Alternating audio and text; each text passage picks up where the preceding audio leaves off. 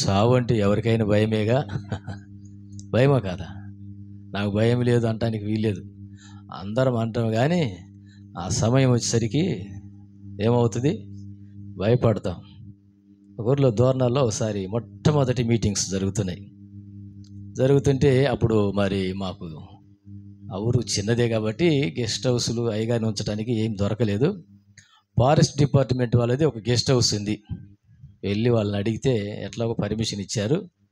ఒక పెద్ద రూమ్ ఉంది, తర్వాత ఒక చిన్న గది ఉంది. పెద్ద గదిలో మన పెద్ద అయ్యగారిని పెట్టాం, కృపాకర్ అయ్యగారిని. చిన్న గదిలో ఇంకొక అయ్యగారని, దావీద్ అయ్యగారని మీకు తెలుసు అనుకుంటా, ఆయన ఇంక వేరే వాళ్ళను ఆ చిన్న గదిలో ఉంచాం. మన చర్చికి వచ్చి ఒక అబ్బాయి వచ్చి, అన్న సాయంత్రం అయ్యేసరికి ఇక్కడ జాగ్రత్తగా ఉండాలి, ఇదంతా శ్మశానము, సాయంత్రం అయ్యేసరికి దెయ్యాలు తిరుగుతాయి అని చెప్పి వెళ్ళిపోయాడు. ఆడ వెళ్ళిపోయిన ఒక గంటకు నేను ఇంకొకరిని పంపించాను, టిఫిన్ ఇచ్చి రమ్మని. సాయంత్రం వాడు వచ్చి వాళ్ళు తలుపులు వేసుకున్నారు, తలుపు కొడుతున్నాడు. తలుపు కొడుతుంటే లోపల ఉన్న ఇదన్న వీళ్ళందరూ ఎవరు అన్నాడు. వాడు బయట ఉన్నాడు, పలకలే. మళ్ళీ కొడుతున్నాడు. వీళ్ళు తలుపు తీయలే. ఎవరో అని మళ్ళీ గట్టిగా అరిచారు. వాడు మళ్ళీ పలకలేదు. అప్పుడు వాళ్ళకి అనుమానం వచ్చింది. ఏమొచ్చింది? దెయ్యం వచ్చిందని. ఇక చూడండి, దావీదన్న కానీ అక్కడ ఉన్న వాళ్ళకి ఎవరికి నోట మాట రాలే. లుంగి లేక పట్టుకొని ఆ బ్యాగులు తీసుకొని పక్కనున్న గది అయ్యగారు అంటే ఆ గదిలోకి పరిగెత్తుకుంటే వెళ్ళి చొరబడ్డారు. అయ్యగారండి ఏంది ఇట్టు వచ్చినారంటే, ఏంటంటే దెయ్యం. ఈడు ఇటు తిరిగి వచ్చేసాడు. మళ్ళీ ఈ పక్క తలుపు తీయలేదని ఈ పక్కకు వస్తే వీళ్ళందరూ ఇక్కడ, ఏందయ్యా ఎంతసేపు తలుపు కొట్టిన తీయలేదంటే, ఎవరా తలుపు కొట్టిందంటే నేనే. చెప్పేమరా అంటే సేవకులైనా ఏం చేస్తున్నారు? దెయ్యాలంటే భయమే. శిష్యులైనా ప్రాణం మీదకి వస్తే ఎవరికైనా భయమే. ఇప్పుడు తుఫాను వచ్చేసరికి కేకలు వేశారు. యేసు ప్రభువు పడుకొని ఉన్నాడు, ఆయన నిద్రపోతున్నాడు అని అనుకుంటున్నారు. వాళ్ళు ఏమన్నారు? ప్రభువా మేము నశించుతున్నాము, నీకు చింత లేదంటే ఆయన లేచి తుఫాను గాలిని గద్దించాడు, నిమ్మలమైంది. ఇప్పుడు వచ్చేసారు. ఇది ప్రయాణం సంగతి. ఇప్పుడు అక్కడికి రాగానే వాళ్ళకి ఎవరు ఎదురయ్యారు? ఆ దేశంలో ఎవడికి పనికిరాని మనుషుడు ఒకడు ఉన్నాడు. వాడి పేరేంటో నాకు తెలియదు. రాసిన మాట ఏంటంటే దెయ్యాలు పట్టినవాడు. మనం పెట్టుకుంటున్నాం సేన, వాడిలో ఉన్న దెయ్యాలు చాలా ఉన్నాయి కాబట్టి నా పేరు సేన అన్నాడు. అతని గురించి బైబిల్ మనకి ఏం పరిచయం చేస్తుందంటే, ఎవడునో వానిని సాధుపరచలేకపోయాను.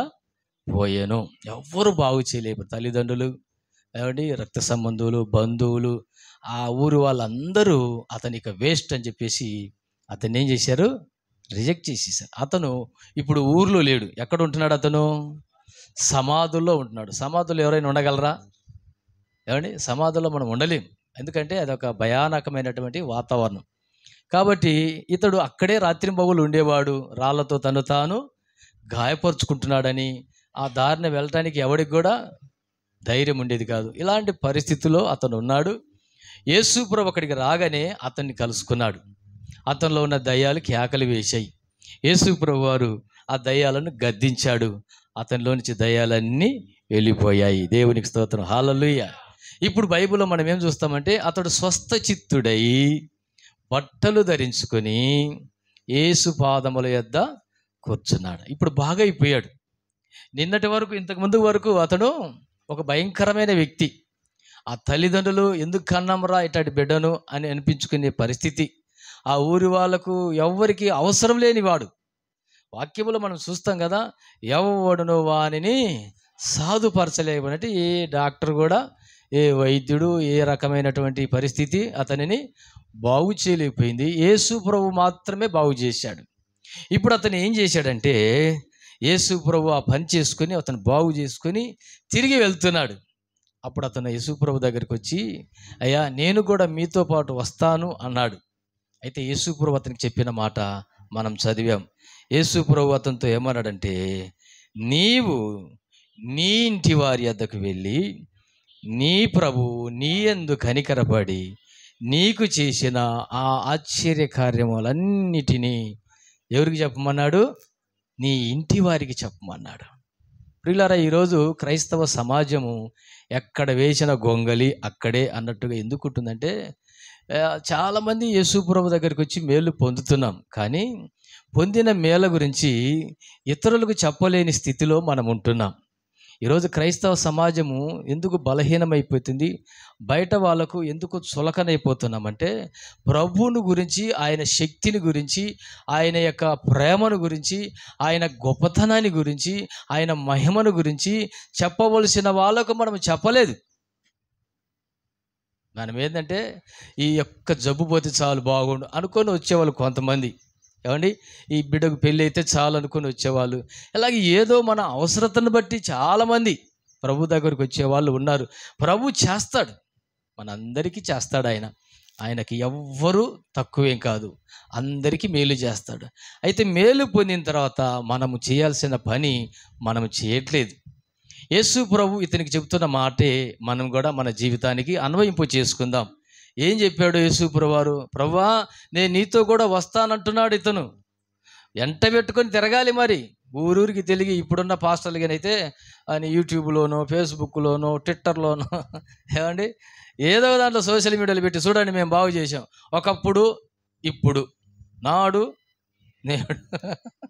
అప్పుడేమో బట్టలు లేకుండా ఉన్నాడు, ఇప్పుడేమో చూడండి మేమంటే ఏమనుకున్నాం, సూపర్ మేమంటే అన్నట్టుగా మనమైతే ప్రచారం చేసుకునేవాళ్ళం. కానీ యేసుప్రభు ఏమన్నాడంటే, అరే నాయన, నువ్వు మాతో వద్దు, నువ్వు ఇంటికెళ్ళి నీ తల్లిదండ్రులకు చెప్పు. నువ్వు పనికిరావన్నారు కదా, మీ ఊరోళ్ళు వేస్ట్ గాడు అన్నారు కదా, నీ స్నేహితులు అరే వీడితో వద్దురా అనుకొని దూరం అయ్యారు కదా, వెళ్ళి వాళ్ళకు చెప్పు. ఏమని? యేసు ప్రభు నన్ను బాగు చేశాడు, నా సంఖ్యలన్నిటినీ ఆయన విడిపించాడు, ఈ దయ్యపు బంధకాల నుంచి నన్ను విడిపించాడు, నా బ్రతుకును మార్చాడు, నా స్థితిని మార్చాడు, నా గతిని మార్చాడని వెళ్ళి అందరికీ చెప్పంటే అతడు ఏం చేశాడు? శుభ్రంగా తిని ఇంటికి వెళ్ళి పడుకొని నిద్రపోయాడా? ఏం చేశాడు? ఇంటి వారికి చెప్పమంటే అతను ఎవరికి చెప్పాడంట? దెక్కపొలి అంతటా ప్రకటింపనారంభించెను. దెక్కపొలి అంటే 10 towns. దెక్కపొలి అంటే 10 పట్టణములు. ఏమండి, కడప జిల్లాలో ఎన్ని పట్టణాలు ఉన్నాయి? ఎవరైనా టకటక చెప్పగలరా? మీరంతా కడప వాళ్ళే కదండి. కడప జిల్లాలో ఎన్ని పట్టణాలు ఉన్నాయి? అయిపోయి తెలుగు అర్థమైందిగా, మరి మాట్లాడరు. అది పట్టణాలు, కాన్స్టిట్యూషన్స్ కాదు, పెద్ద పట్టణాలు. ఏమండి, ఈ 10 పట్టణాలకు చెప్పాడంట. ఇంటి వాళ్ళకి చెప్పమంటే ఇంటి వాళ్ళకి చెప్పాడు. ఆ తర్వాత బయటికి వెళ్ళాడు. అతను బయటికి వెళ్ళి అందరికి చెప్పాడు, యేసు ప్రభు నన్ను బాగు చేశాడు, నా సంఖ్యలను తెంపాడు, నా బంధకాల నుంచి నన్ను విడిపించాడు, నా జీవితంలో అద్భుతం చేశాడు అని అందరికీ చెబితే అందరూ ఏమయ్యారంట? ఆశ్చర్యపడిరి అని అక్కడ రాశారు. నేను ఇలా అనుకుంటాను, ఆశీర్వదింపబడిరి. దేవునికి స్తోత్రం, హల్లెలూయా. చాలాసార్లు మేము చెప్పే గంట ప్రసంగము మనుషులకు అర్థం కాదు, కానీ ఒక్కొక్క సహోదరుడు వచ్చి ఒక 5 నిమిషాల సాక్ష్యం చెప్తాడు. చూసారా, ఆ సాక్ష్యం నన్ను పట్టుకుంది అనేవాళ్ళు చాలామంది ఉన్నారు. నేను చెప్పేది నిజము. గంటలు గంటలు చేసే ప్రసంగాలు చేయకూడదని కాదు, కానీ ఒక్కొక్కసారి ఒక్కొక్క సాక్ష్యము ఒక సవాలుగా ఉంటుంది. నీ జీవితంలో దేవుడు నీకు చేసినటువంటి మేలుని గురించి నువ్వు చెప్పటం లేదు, కానీ లేకపోతే దేవుడు నిన్ను కూడా ఇంతకంటే బలంగా వాడుకుంటాడు. ఈరోజు విశ్వాసులు ప్రభు చేసిన కార్యాలు చెప్పటం లేదండి, అందుకే మనకు బయట విలువ లేదు. ఏమండి, మన ఇంట్లో వాళ్ళకే చెప్పడం లేదు. ఈరోజు ఈ వర్తమానం చెప్పాడు అయ్యగారు అని ఇంట్లో వాళ్ళకి చెప్పేవాళ్ళు ఎవరైనా ఉన్నారా? అది చెప్పం. ఏం చెబుతాం? వదినా, ఈ చీర ఏడగొన్నావు అండి. ఈ ఆడవాళ్ళు మాట్లాడుకుని ఇవేగా, ఏం కూర చేసినావు. కొంతమంది ఫోన్లు చేస్తారు తల్లులు పిల్లలకు, పిల్లలు తల్లులకు చేస్తారు. అమ్మా తిన్నావా? తినలేదమ్మా. ఇంకెందుకు తినలేదు? ఏం కూర? ఇయ్యనా? అరే ఈరోజు బుధవారము, ఈరోజు శనివారము, ఈరోజు ఆల్ నైట్ ప్రేయరు, ఈరోజు సువార్త సభలు, ఈరోజు ఆరాధనలో పాస్టర్ గారు ఈ వాక్యం చెప్పాడు, దేవుడు నన్ను చాలా దర్శించాడు, ఇదిగో ఈరోజు చాలా బాగా నడిచింది ఉపవాస ప్రార్థన. ఇలాగ ఆత్మ సంబంధమైన విషయాలు మనము మాట్లాడుకోకపోవటమే మన బలహీనత. ఏమండి, ఊటుకూరులో ఈ మందిరం ఇంకా పెద్దది కావాలని దైవ సేవకులు ఆశపడుతున్నారు. ఈ పెద్ద మందిరములో ఎక్కువ మంది రావాలంటే ఏం చేయాలి? సిమెంట్ కట్టలు తేవాలా? ఏం చేయాలి? ఎక్కువ మంది రావాలంటే ఏం చేయాలా? ప్రభువు ద్వారా పొందిన మేలులు. మీరందరూ ప్రభువు ద్వారా మేలు పొందారు కదా, సంఘం ద్వారా మేలు పొందారు కదా, దైవ సేవకుల ద్వారా దీవించబడ్డారు కదా, ఎన్నో ఆశీర్వాదాలు పొందారు కదా. పొందిన మనం ఏం చేయాలంటే బయటికి వెళ్ళి చెప్పాలి. ఏం చెప్పాలా? ఏం చెప్పాలమ్మా? ఏం కార్యాలు? ఎవరు చేసిన కార్యాలు? మధ్యాహ్నం భోజనాలు బాగున్నాయి కాదు, దేవుడు నీతో మాట్లాడిన మాటలు, నీకు చేసిన కార్యాలు చెప్పాలి. అవి చెప్పాలి మనం. అవి చెప్తే నీకు విలువ వస్తుంది, నిన్ను గౌరవిస్తారు. ఈరోజు మేము వచ్చాము దోర్నాల నుంచి, నంద్యాల నుంచి అన్న వచ్చాడు, ఒంగోలు నుంచి అయ్యగారు వచ్చారు. మరి మమ్మల్ని ఎందుకు మీరు ప్రేమిస్తున్నారు, గౌరవిస్తున్నారంటే ప్రభు గురించి చెప్పడానికి రావడమే, అదే మా గొప్పతనం, అంతకంటే ఏం లేదు. ఏమండి, యేసు ప్రభు నా జీవితంలో ఇది చేశాడు, మీకు ఇది చేస్తాడని చెప్పే వ్యక్తులకు ఒక గొప్ప స్థానము ఈ సొసైటీలో మనకున్నది, ఈ లోకంలో మనకున్నది. ప్రారంభంలో ఒకవేళ అంగీకరించకపోవచ్చేమో, కానీ నువ్వు దాని గురించే మాట్లాడుతుండవు. దేవుడు నీ జీవితాన్ని ఎలా మార్చాడో అది మాత్రమే చెప్తుండు. ప్రభువు నీతో ఏం మాట్లాడాడో అది చెప్తుండు.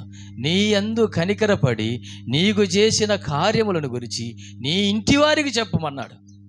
అందుకే తెలుగులో ఒక సామెత ఉంది, ఇంట గెలిచి తర్వాత ఎక్కడ గెలవాలంటే మనం రచ్చగెల. మన ఇంట్లో వాళ్ళకి చెప్పండి. మన సంఘానికి ఒక అక్క వస్తుంది, అమ్మ ఏంది ఒక్కదాని వస్తున్నావు, మరి అన్నను కూడా తీసుకురావచ్చు కదా అంటే ఆమె ఏమన్నది తెలుసా? వాడు రాడన్నా అన్నది. ఎవడు వాడంటే? కొడుకా? కాదు, నేను వెనక్కి తిరిగి చూసుకొని ఎవడన్నా ఉన్నాడా అని. ఎవరు లేరు. భర్తను ఏమంటుంది ఆ విశ్వాసి? వాడు రాడన్నా, వాడు మారడన్నా అంటుంది. అంటే నీకు ఇంట్లోనే ఏమి లేదు, సాక్షి. నువ్వేం మారకపోతే ఇంకా భర్త ఏమొస్తాడు? నువ్వే దేవునికి లోబడకపోతే, వాక్యానికి లోబడకపోతే ఇక ఇంట్లో పురుషుడు ఎట్లా వస్తాడు, పిల్లలు ఎలా వస్తారు? మనము ప్రభువుకు సాక్షులుగా ఉండాలి.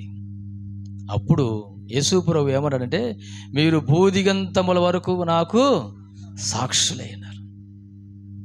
భూదిగంతముల వరకు ఎక్కడ ఉన్నాయి, నువ్వు చదువుకుంటున్నా పర్వాలేదు, ఉద్యోగం చేసుకుంటున్నా పర్వాలేదు, కూలి పని చేసుకుంటున్నా పర్వాలేదు, ఏమండి ఏ పని చేస్తున్నా పర్వాలేదు, చెప్పాలనే ఆశ నీకుంటే అవకాశం ఖచ్చితంగా దేవుడు ఇస్తాడు. దేవునికి స్తోత్రం, హల్లెలూయా.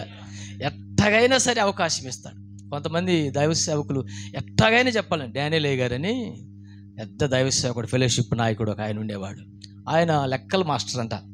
సహజంగా లెక్కల మాస్టర్కు ఇలాంటి కథలు చెప్పే అవకాశం ఉండదు, కానీ ఆయన సూత్రాలను కల్పించుకొని లెక్కల సబ్జెక్టులో కూడా దేవుని వాక్యాన్ని చెప్పేవాడంట. ఎట్టగైనా సరే దేవుని వాక్యము చెప్పాలి. ఏమండి, మనల్ని పిచ్చోడు అనుకోనివ్వండి, ఏమని అనుకోనివ్వండి, ఎవరేమనుకున్నా పర్వాలేదు. ఒకసారి, 2 సార్లు, 3 సార్లు నీకు ఇదే పని అని అనుకుంటారేమో, కానీ నువ్వు పదే పదే ప్రభు గురించి మాట్లాడతావంటే నీ మీద ఉన్నటువంటి ఆ అభిప్రాయాలు మార్చుకుంటారు. కానీ ఏమనుకుంటారో, చెబితే ఏమనుకుంటారో, యేసు ప్రభు గురించి చెప్తే ఏమనుకుంటారో, చర్చికి రమ్మంటే ఏమనుకుంటారో, ప్రార్థన చేసుకుంటే ఏమనుకుంటారో, బైబిల్ పట్టుకుంటే ఏమనుకుంటారో, మేము యేసు ప్రభు పిల్లలమని చెప్పుకుంటే ఏమనుకుంటారో అనుకొని అనుమానముతో మనము రహస్య విశ్వాసాలుగానే మిగిలిపోతూ ఉన్నాం. కానీ యేసు ప్రభు వారు ఇతనితో చెప్పిన మాట ఏంటంటే, నీ ఇంటి వారికి వెళ్ళి నీ యందు నీ ప్రభు నీకు చేసిన ఆ కార్యాలన్నిటిని గురించి వారికి తెలియజెప్పమంటే అతడు ఎంత ఉజ్జీవంతో రగిలిపోయాడండి. వెళ్ళి 10 పట్టణాలకు చెప్పాడంట. దెకపొలి అంతటా ప్రకటింపనారంభించగా అందరూ ఆశీర్వాదింపబడిరి. ఎంతమందికి రక్షించబడిన ప్రతి వ్యక్తి ఇలాంటి వ్యక్తులుగా మారితే ఈ కడప పట్టణం అంతా కూడా ప్రభు కొరకు మనం సంపాదించవచ్చు. ఏమండి, ఈ కడప జిల్లాను మనం దేవుని కొరకు సంపాదించవచ్చు. కానీ మనము బాధ్యత రాహిత్యంగా వ్యవహరిస్తూ ఉన్నాం. ప్రభు ఏమో చేస్తున్నాడు, మేలు వెంట మేలు, అద్భుతాల వెంట అద్భుతాలు చాలా చేస్తున్నాడు, కానీ మనము చెప్పట్లేదు. బైబిల్లో మనకు అలాగ చెప్పి దీవించబడి మన ముందు సవాలు విసిరిన వ్యక్తులను నేను మీకు జ్ఞాపకం చేయడానికి ఇష్టపడుతున్నాను. రండి, యోహాను సువార్త కూడా మనకు బాగా తెలిసిన విషయమే. 4వ అధ్యాయములో యేసు ప్రభువారు ఆయన శిష్యులు ఎండవేళ నడుచుకుంటూ వెళ్ళారు. చాలా దూరం ప్రయాణం చేశారు.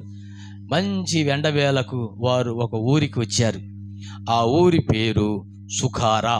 ఆ ఊరి పేరు చెప్పాలి. ఆ ఊరి పేరు సుఖార అనే ఆ స్థలానికి వచ్చేసరికి యేసు ప్రభు అలిశాడు అనే మాట అక్కడ చూస్తాం. అలిసి అక్కడ ఆగిపోయాడు. ఆ ఊరి బయట ఒక నీళ్ళ బావి ఉంది, మంచి నీళ్ళ బావి ఉంది.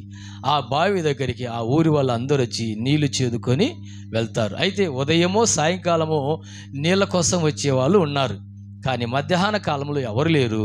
ఆయన అక్కడే కూర్చున్నాడు. శిష్యులు ప్రభుతో చెప్తున్నారు, ప్రభా మేము ఊరిలోనికి వెళ్ళి మీకోసం ఆహారం ఏమైనా తెస్తాము అని 12 మంది వెళ్ళిపోయారు. అమ్మా వింటున్నారా? ఎంతమంది వెళ్ళిపోయారు? ఊర్లోకి ఎంతమంది వెళ్ళారు? 12 మంది వెళ్ళిపోయారు. మీరు నిద్రపోమాకండి. ఏమండి, 12 మంది వెళ్ళిపోతే ఇప్పుడు బావి దగ్గర ఎంతమంది ఉన్నారు? యేసు ప్రభు అక్కడే ఉన్నాడు. యేసు ప్రభు అక్కడే ఉంటే అప్పుడు నీళ్ళ కోసం ఎంతమంది వచ్చారో తెలుసా మీకు? ఒక్క ఆమె వచ్చింది, అక్క. ఆమె పేరేంటో తెలియదు కానీ ఆమె ఎవరో మాత్రం తెలుసు. ఎవరామె? సమరయ్య స్త్రీ. ఎవరండి? సమరయ్య స్త్రీ వచ్చింది. ఒక కడవ తీసుకొని, కొండ తీసుకొని వచ్చింది. యేసు ప్రభు ఆమెను చూసి ఏమడిగాడు? అమ్మా నాకు దాహం అవుతుంది, కాసిని నీళ్ళు అంటే ఆమె ఏమన్నది? మీరేమో యూదులు, మేమేమో సమరయులము, మీ కులం వేరు మా కులం వేరు, మీ ఊరు వేరు మా ఊరు వేరు అన్నట్టుగా మాట్లాడింది. యేసు ప్రభువారు, అమ్మా నువ్వు ఈ నీళ్ళ కోసం ఇవన్నీ అంటున్నావు, నేనిచ్చే నీళ్లు త్రాగితే జీవితంలో మరలా ఎన్నడూ నీవు తప్పికొనవంటే. ఆమె అడుగుతుంది, అయ్యా అయితే నాకు ఆ నీళ్లు కావాలి, రోజు ఈ బావి దగ్గరికి రాకుండా ఉండినట్లు నాకు ఆ నీళ్ళు కావాలి. నేను వచ్చినప్పుడల్లా మా ఊళ్ళందరూ నన్ను చూసి ముఖం తిప్పుకొని వెళ్తున్నారు, వాళ్ళ ముఖంలో నేను చూడలేకపోతున్నాను, వాళ్ళు నన్ను చూసి మూతి ముడుచుకుంటున్నారు, ఎట్టెట్నో మాట్లాడుతున్నారు, సనుగుతున్నారు, గొనుగుతున్నారు, రకరకాల కామెంట్స్ చేస్తున్నారు. నేను రాకుండా ఉండటానికి ఆ నీళ్ళు నాకు కావాలి, నాకు ఇవ్వంటే యేసు ప్రభువు ఆమెను ఏమన్నాడు? నీ వెళ్ళి నీ పెనిమిటిని పిలిపించుకొని రా అన్నాడు. ఆమె ఏమన్నది? పెనిమిటి లేడన్నది. యేసు ప్రభు ఏమన్నాడు? అబో, ఆమె చెప్పిన దానికి పూర్తిగా అపోజిషన్ కదా. ఆమె నాకు అసలు పెనిమిటే లేడంటే యేసయ్య ఏమంటున్నాడు? నీకు 5 పెనిమిట్లు ఉన్నారన్నాడు, ఇప్పుడున్నవాడు నీ పెనిమిటి కాడు. చూశారా ఆమె జీవితం ఎలా ఉందో, ఎంత భయంకరమో. ఇలాంటి పరిస్థితి బహుశా ఇక్కడ ఎవరికి లేదని నేను నమ్ముకుతున్నాను స్నేహితులారా. అప్పుడు ఆమెతో ప్రభు చెబుతాడు, వెళ్ళి పిలుచుకురామంటే ఆమె లేడని చెప్తుంది. అప్పుడు ఆరాధన గురించి కొన్ని విషయాలు మాట్లాడుకున్నారు వాళ్ళు. ఆ తర్వాత ఆమె ఏం చేసిందంటే కుండ విడిచిపెట్టి, కదండి ఏం చేసింది ఆమె? కుండ విడిచిపెట్టి ఊరిలోనికి వెళ్ళింది. అప్పటికప్పుడే ఊరిలోనికి వెళ్ళి ఊర్లో వాళ్ళందరినీ పిలిచింది. ఇంతకుముందు ఆమె పిలిస్తే ఎవరు పలికేవాళ్ళు కాదు. ఎందుకు? జీవితమే బాగలేదు, పరిస్థితి బాగలేనప్పుడు ఎవడు మన మాట వింటాడు? మన పరిస్థితి డౌన్ అయినప్పుడు మనకి ఎవరు విలువిస్తారు? ఎవరు మన మాట వినరు. అయితే ఇప్పుడు ఆమె ఎందుకో వెళ్ళి అక్కడ నిలబడి పిలిస్తే ఊర్లో చాలా మంది వస్తున్నారు, ఒకళ్ళ తర్వాత ఒకరు వస్తున్నారు. ఆమె నోరు తెరిచి మాట్లాడటం ప్రారంభించింది. ఏమంటుంది? నేను చేసినవన్నీ నాతో చెప్పినవాడు ఈయన క్రీస్తు కాడా, మెస్సియ కాడా అని ప్రభువుని గురించి ఆమె మాట్లాడటం ప్రారంభిస్తే ఆమెను అప్పటిదాకా ఆ ఊరికి పట్టిన దయ్యము అన్న వాళ్ళందరూ ఇప్పుడు ఏమన్నారో తెలుసా? మా ఊరి దేవదూత అన్నారు. దేవునికి స్తోత్రం, హల్లెలూయా. ఆమె మాట విన్న వాళ్ళందరూ యేసు ప్రభు దగ్గరికి వచ్చారంట. 39వ వాక్యము మనం చదువుదాం. 4వ అధ్యాయము యోహాను సువార్త 39వ వాక్యం చదువుదామా? నేను చేసినవన్నీ నాతో చెప్పిన సాక్ష్యం ఇచ్చిన స్త్రీ యొక్క మాటను బట్టి ఆ ఊరిలో ఉన్న ఊటుకూరులో ఉన్న అనేకులు ఆయన ఏందేముంచారట? చూశారా? అనేకులు, ఒకళ్ళు కాదు. ఆమె బతికే సరిగా లేదు, ఆమె మాటలు ఎవరు నమ్ముతారు? ఇలాంటి సాక్ష్యం ఇక్కడ ఎవరికి లేదు కదా. మీరు చాలా మంచి వాళ్ళు కదా, కానీ మనం చెబుతున్నామా? మనం చెప్పట్లేదండి. మనం చెప్పకపోవటం వల్లనే బయట వాళ్ళకు మన ప్రభు గురించి తెలిసే అవకాశం లేదు, మన సంఘము గురించి బయట వాళ్ళకి తెలిసే అవకాశం లేదు. ఇక్కడ మనం ఆత్మీయంగా పొందిన మేలుల గురించి ఇంట్లో వాళ్ళకి చెప్పాలి, బంధువులకు చెప్పాలి, ఏమండి మన ఇరుగు పొరుగు వారికి చెప్పాలి, మన స్నేహితులకు చెప్పాలి, అవకాశం ఉన్న ప్రతి ఒక్కరికి చెప్పే ప్రయత్నము మనం చేయాలి. మనం బలవంతం చేసి తీసుకురాలేం, కానీ చెప్పటం మాత్రం మనము చేయగలం. చేయలేమా? మాట్లాడండి. చేయలేమా? ఏమని? యేసు ప్రభు నా కోసం ఇది చేశాడు. ప్రసంగం చేయాల్సిన అవసరం లేదు. దానికి పెద్ద ఉపన్యాసాలు అవసరం లేదు. వ్యక్తిగత సేవ అంటారు దీన్ని. వ్యక్తిగత పరిచర్య ఎక్కడైతే ఎవరైతే చేస్తారో అక్కడ ప్రజలు రక్షించబడతారు. అక్కడ ప్రభు అద్భుతాలు చేస్తాడు. అక్కడ ప్రభు వారి మధ్య ఉంటాడు. ఎక్కడ 2-3 కూడి నా నామమున ఏకీభవించి ప్రార్థిస్తారో వారి మధ్యలో నేను ఉంటాను. ఒక్కదాని ఇంకొకరి దగ్గరికి వెళ్ళు. ఈ సంవత్సరం ఒక్కరిని తీసుకురా, వచ్చే సంవత్సరం ఇంకొకరిని. అట్లా మనము ప్రభువు గురించి అనేకులకు చెప్పుకుంటూ తీసుకురాగలిగితే ఇక్కడి నుంచి రోడ్డు దాకా వేయాలన్న పెద్ద మందిరం ఏమండి. కానీ మనం అలా చేయలేకపోతున్నాం. ఆమె చేసింది. ఆమె వెళ్ళి ఊర్లో వాళ్ళకి చెబితే ఊర్లో వాళ్ళందరూ వచ్చి యేసు ప్రభునందు విశ్వాసం ఉంచి రక్షించబడ్డారంట. దేవునికి స్తోత్రం. హల్లెలూయా, హల్లెలూయా. చూసారా, ఆమె బ్రతికే బాగలేదు కానీ ఆమె సాక్ష్యం మారింది. మనకు కూడా ఎవరు విలువ ఇవ్వరు. మా ఊర్లో నన్ను చూసి ఒక ఆమె ఉన్నదంటే, ఈడు సావనన్న సత్య బాగుండు, మా పిల్లలన్నా బాగుపడతారు అన్నది. అంటే నేను ఎంత మంచిగా చూసారా, మా పిల్లలు బాగుపడాలంటే ఈడు రావాలన్నారు. అంటే యేసు ప్రభువుని ఎరగక మునుపు నేను అలాంటి పోకిరు అని అన్నమాట. అలాంటి జులాయి ఏమండి, ఎప్పుడు బూతు మాటలు, పోకిరి చేష్టలు, బయట అల్లరి చిల్లరగా తిరిగేవాడిని. ఏమండి, నా ఆకారం చాలా వికారంగా ఉంటుంది. నా ఎంటుకలు ఇట్టంటే వచ్చినట్లు పడతాయి. అంత భయంకరంగా జుట్టు పెంచుకునేవాడిని, ఇక్కడ దాకా పెంచుకునేవాడిని. ఇట్లా ఫుల్ హ్యాండ్స్ పెట్టుకునేవాడిని కాదు, ఇక్కడ దాకా గోడల్లాగా మడుచుకుంటా. చూడండి అని నడుచుకోవటం కూడా ఇరుసుకొని నడుచుకునేవాడిని. ఇట్ట ఏమండి, నడక బాగా ఉండేది కాదు, చూపులు మంచివి కాదు, మాటలు మంచివి కాదు, ఆకారం మంచిది కాదు. ఏమండి, ఎప్పుడైతే మా ప్రాంతానికి దైవ సేవకులు వచ్చి సువార్త చెప్పారో అక్కడికి వెళ్ళి నేను వెనకాల కూర్చొని దొంగ కొలుగొట్టాడు. మాది వెనకాల ఒక మూల కూర్చొని నన్ను ఎవరైనా చూస్తారేమో, ఎవడు చూడు అతడి ఒక ఇన్ఫీరియారిటీ. అట్లా వెళ్ళి కూర్చొని మొత్తానికి దేవుని దయ వలన దేవుని సేవకులు నన్ను ప్రేమించి పట్టుకున్నారు, ఆ సువార్త చెప్పారు, వాళ్ళని వెంబడించాను. ప్రభువుని తెలుసుకున్న తర్వాత, రక్షించబడిన తర్వాత ఇప్పుడు ఆమె నన్ను చూసి ఏమంటుందో తెలుసా? అయ్యా వందనాలు, నా కొరకు ప్రార్థన చేయని. ఒకప్పుడు ఏమన్నది, ఇడు చస్తే బాగుండు అన్నది. ఇప్పుడు ఏమంటుంది? చెయ్యయ్యా, తల మీద ఊరక కాదు, చెయ్యి పట్టుకొని నెత్తి మీద పెట్టకండి. ప్రియమైన దేవుని బిడ్డలారా, మనము ప్రభువు కొరకు అలాగూ బ్రతకాలి.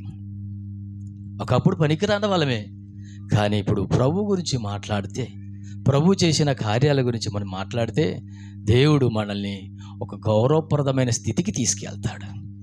ఒక గౌరవప్రదమైన స్థితిలో మనం కోరుకుంటూ వచ్చేది కాదు, ఇది ప్రభు ఇస్తాడు. ప్రభు మనకి ఇవ్వాలంటే మనం ఏం చేయాలి? ఆయన ద్వారా పొందిన మేలులను మనం అనేకులకు ఏం చేయాలండి? ఖచ్చితంగా చెప్పాలి, సిగ్గు లేకుండా చెప్పాలి.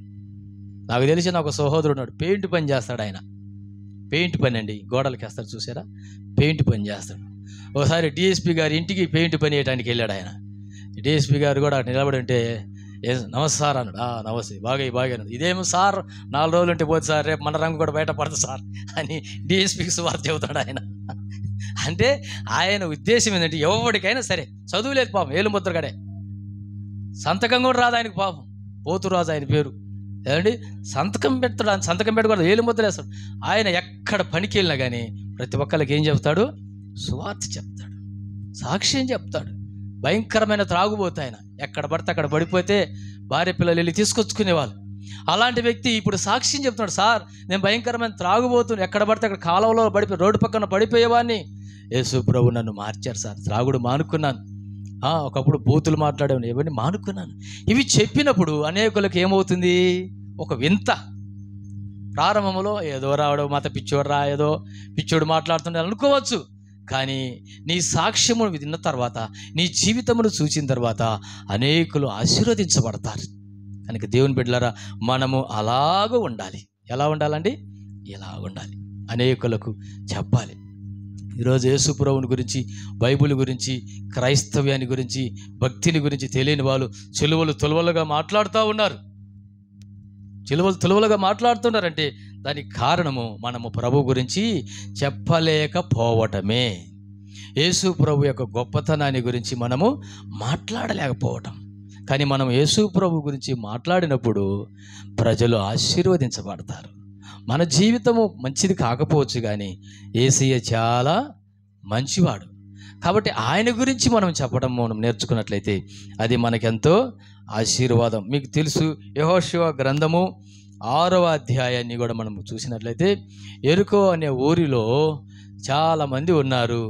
ఆ ఊరి బయట గోడ మీద ఒక ఆమె ఇల్లు కట్టుకొని ఉంది. ఆమె పేరు రాహాబు.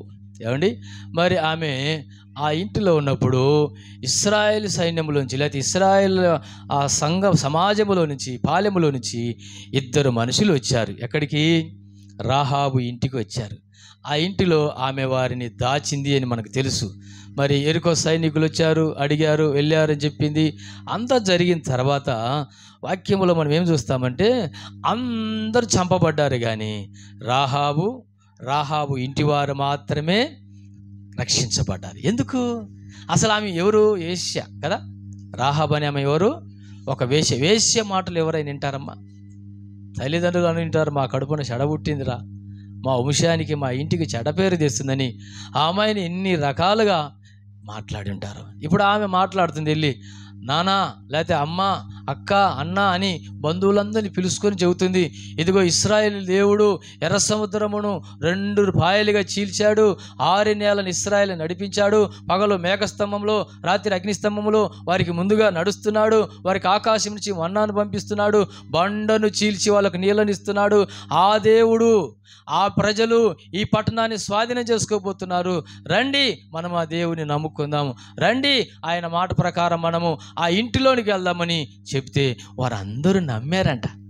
వారందరూ నమ్మబట్టి ఆమెయు ఆమె ఇంటి వారును రక్షింపబడ్డారు. ఈరోజు అట్లాంటి మాటలు మన ఇంట్లోకి మనం చెబుతామా? ఏం చెబుతాము? మన ఇంట్లో వాళ్ళకి ఏం చెబుతున్నాం? పాస్టర్ గారు పట్టించుకోలేదు, ఈరోజు పార్టీ చేయలేదు, కొన్ని చోట్ల అలా అనేవాళ్ళు ఉన్నారు. కానీ ఈమె ఇంటి వారి దగ్గరికి వెళ్ళి యేసు ప్రభు, లేకపోతే జీవం కలిగిన దేవుని యొక్క గొప్పతనాన్ని గురించి మాట్లాడినప్పుడు అందరూ, వాళ్ళ ఇంటి వాళ్ళందరూ నమ్మారు, ఆ ఇంటికి వచ్చారు. బైబిల్లో మనం చూస్తాము, ఆమె నేటికి వారి మధ్యన నివసించుతున్నది. అంతేకాదు, ఆ తర్వాత ఆమె మరి ఇశ్రాయేలు సైన్యములు, ఇశ్రాయేలు పాలెములో యూదా గోత్రానికి చెందిన ఒక వ్యక్తిని వివాహం చేసుకుంది. ఆమె ద్వారా మరి గొప్ప గొప్ప వ్యక్తులు వచ్చినట్లు బైబిల్ చరిత్రలో మనం చూస్తూ ఉన్నాం. స్నేహితులారా, దేవుని బిడ్డలారా, ఇలాగూ మనము ప్రభు కార్యాలను గురించి మాట్లాడాలి, ప్రభు ప్రేమను గురించి మాట్లాడాలి, దేవుడు మనకి చేసిన మేలను గురించి మనం మాట్లాడాలి. అవి మాట్లాడినప్పుడు అనేకులకు మనము ఆశీర్వాదకరంగా ఉంటామని వాక్యం ద్వారా మనం జ్ఞాపకం హెచ్చరించబడుతున్నాం. వాక్యంలో మనం గమనించినట్లయితే ఇంకొక మాటను కూడా చూపించి నేను త్వరగా ముగిస్తాను. రాజుల గ్రంథము 2వ గ్రంథము 4వ అధ్యాయం. రాజుల గ్రంథము 2వ గ్రంథము 4వ అధ్యాయంలో దైవజనులు, ప్రవక్త అయినటువంటి ఎలీషా గారిని గురించి మనం చదువుతాం. మరి ఆయన చాలా ఊర్లు తిరుగుతూ దేవుని రాజ్యమును గురించి మాట్లాడుతూ ఆయన మరి సంచరించేవాడని మనం చూస్తున్నాం. అట్లాంటి పరిస్థితుల్లో ఆయన ఒక ఊరికి వచ్చాడు. ఆ ఊరి పేరు షూనేము. ఆ ఊరి పేరేం పేరమ్మా? షూనేము అనే పట్టణానికి వస్తే అక్కడ సువార్త విన్న తర్వాత అందరూ ఎవరిలా కొలిపోయారు, కానీ ఒక ఆమె నిలబడింది. ఆమె నిలబడి ఏమంటుందంటే, అయ్యా మా ఇంటికి రండి, వచ్చి భోజనం చేయండి అని ఏం చేసిందంట? బలవంతం చేసిందంట. రమ్మని మాట వేయటం కాదు, బలవంతం చేసి ఇంటికి తీసుకెళ్ళి భోజనం పెట్టిన తర్వాత భర్తతో చెబుతుంది. ఏమంటుంది? మన ఇంటికి వచ్చుచూ పోవచ్చున్న మనుషుడు ఎలాంటి వాడు? భక్తి కలిగిన దైవజనుడు. కాబట్టి ఆయన కోసము మనం ఇలాగ చేద్దామని చెప్తే ఆమె మాట ఆయన విన్నాడా లేదా? చెప్పండి, విన్నాడా లేదా? విన్నాడు. ఈరోజు భార్య మాట వినను ఎవరు లేరు నాకు తెలిసి. వినకపోతే నీకు ఇష్టం, నీ కష్టం, నీ ఇష్టం, నీ తిప్పలు ఇన్ని కాదని చెప్పలేము. ఏమండి, మొత్తానికి ఆయన కూడా ఆమె మాట విన్నాడు. చూసారా? భర్తకు చెబితే భర్త ఆమె మాట విన్నాడు. దేవుని బిడ్డలారా, మీరు కూడా మీ ఇంటికి వెళ్ళి చెప్పాలి. ఈరోజు గొప్ప దైవజనులు వచ్చారు మన ఊరికి, ఊటుకూరుకు. ఈరోజు మంచి వర్తమానం చెప్తారు, ఈరోజు ప్రార్థన చేస్తారు, ఈరోజు దేవుని వాక్యం అందిస్తారు, ఈరోజు దేవుడు మనతో ఉంటాడు. ఎలాగో కార్యాలు చెప్పాలి. దైవ సేవకుల గురించి, మన సంఘం గురించి, సహవాసం గురించి మనం చెప్పడానికి అలవాటు చేసుకోవాలి. అప్పుడు మనకు ఆశీర్వాదం.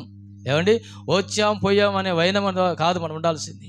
మనము ఈ చెప్పే వైనములో, ఈ విధానంలోనికి రావాలి. కానీ చాలామంది ఇవి చెప్పరు. ఒక కథ చెప్పాను మీకు ఈ సమయంలో. ఒక రైతు ఉన్నాడంట ఒక ఊర్లో.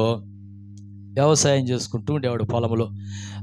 రైతులకు ఇప్పుడు వ్యవసాయం దండగానే పరిస్థితులకు వచ్చారు చాలామంది.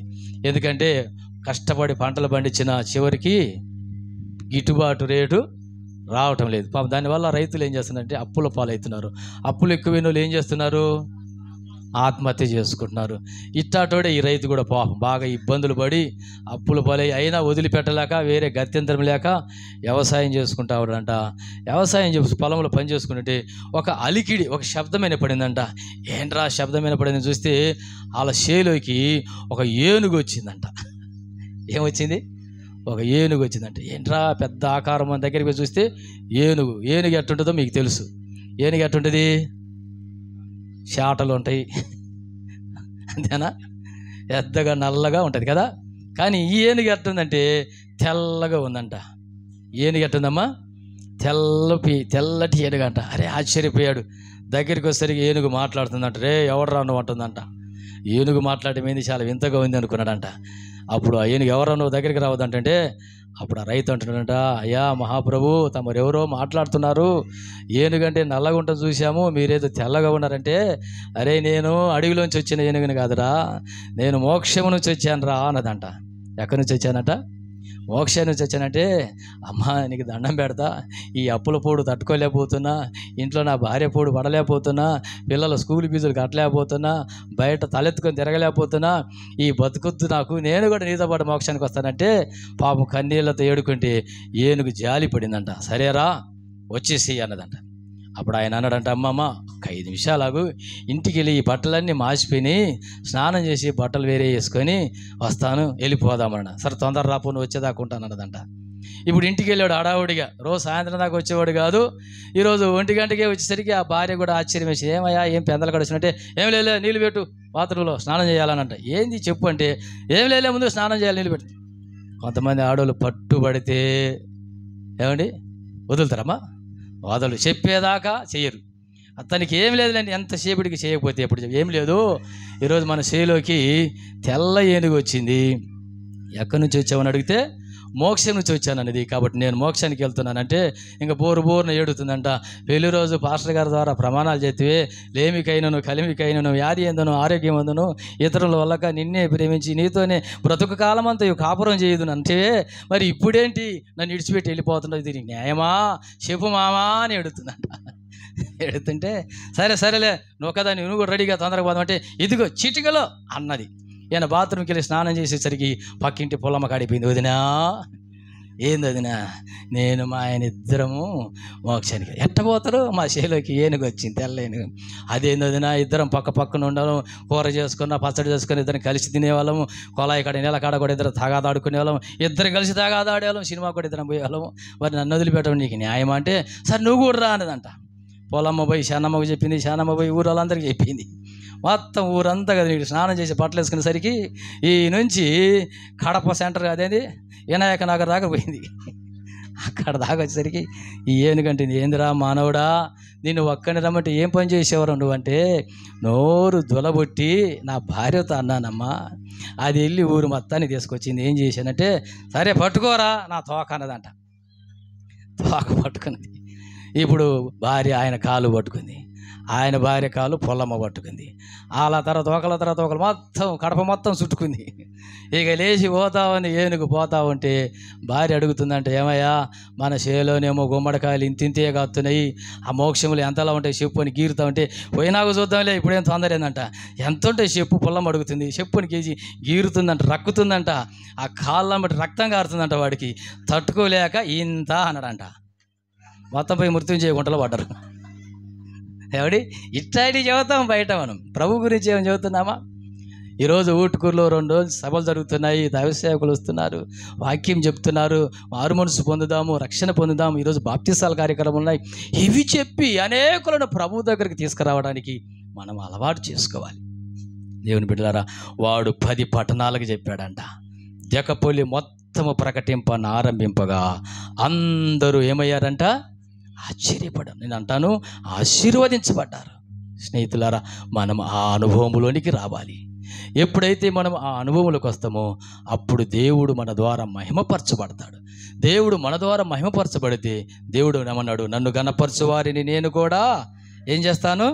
ఘనపరుస్తాను. కనుక మనము సువార్త విని వెళ్ళేవారిగా కాదు, చర్చికి వెళ్ళామనే వైనం కాదు, కానీ మనం వెళ్ళిన తర్వాత దీవించబడి మనం పొందిన దీవెన, మనము పొందిన రక్షణ, మనం విన్న సువార్త ఇతరులకు చెప్పగలగాలి. మనము అనేకులకు ఆశీర్వాదకరంగా ఉండటానికే దేవుడు మనల్ని రక్షించుకున్నాడు. అంతేగాని ఏదో లబ్ధి కోసం, లాభం కోసం యేసు ప్రభు మనల్ని పిలవలేదు, రక్షించలేదు.